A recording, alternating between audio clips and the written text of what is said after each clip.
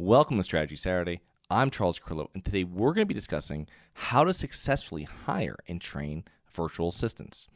I started really using virtual assistants after reading Tim Ferriss's book, The 4-Hour Workweek. Now, the book describes how outsourcing daily tasks and activities to virtual assistants within one's business can free them from the workaholic lifestyle, which was exactly what Tim had done, and the book explains his journey from 14-hour days to a 4-hour workweek. Now, I highly recommend this book to any entrepreneur because it'll help you take things off your plate and really focus on income generating activities. Now, the main question really before using virtual assistants or VAs is what can I outsource to them? There are seriously thousands of activities that can be outsourced to a VA. With a few internet searches, you can discover a list of activities that are outsourceable. Now, we utilize a number of VAs in our business.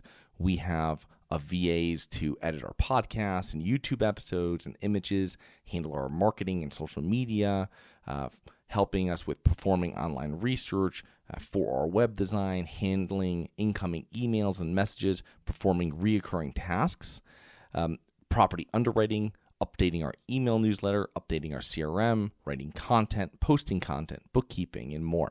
And I actually had one of my VAs actually research Chicago steakhouses once when I was meeting some of our investors there a couple years back. You will be amazed at how much you can outsource.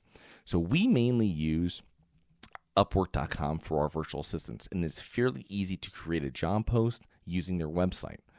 I also make sure to have a unique phrase in job postings toward the end of them, so I am sure they have read it when they apply. About half of job applicants I have found do not read the full post.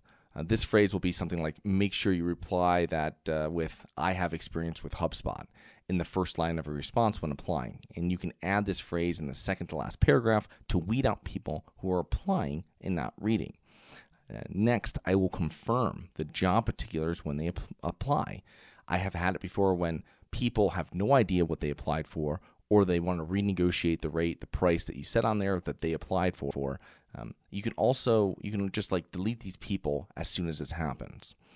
I will always state that we will start off with a couple hours or a few hours a week before increasing their hours. Now, if you have 10 hours of work, tell them you'll start with 2 to 4 hours per week and then grow from there. Now, the biggest mistake I see people make with VAs is that they hire them and think they are already trained. It's completely not true. It takes dozens of hours to train people fully for every hour you are outsourcing. For example, if you're outsourcing 5 hours of work per week, prepare to spend 50 to 60 hours training them over the first couple of months. When hiring, read reviews and job success rates and take this into consideration when you're choosing a virtual assistant. Now, compensation depends on the skills of the person and where they are located, and you set the price you want to pay when you create the job post. Make sure your budget matches the job. I have some highly paid VAs, and I'm not going to pay them to do online research. I hire someone separately to perform research and save their findings into a Google Sheet that I've set up for them. There is no limit of the VAs you can hire. I am always trying to recognize new things I can outsource and then trying to find a new VA or a VA that we already use to take this off my plate.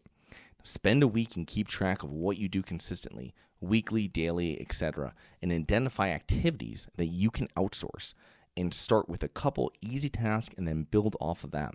Sometimes hiring more than one and see how one does a better job than the other or connects better with you, you can get all of your VAs onto a Slack channel. That's what we do in order to communicate with them easily, and we found that works the best. So I hope you enjoyed. Please remember to rate, review, subscribe, submit comments and potential show topics at globalinvestorspodcast.com. Look forward to 2 more episodes next week. See you then.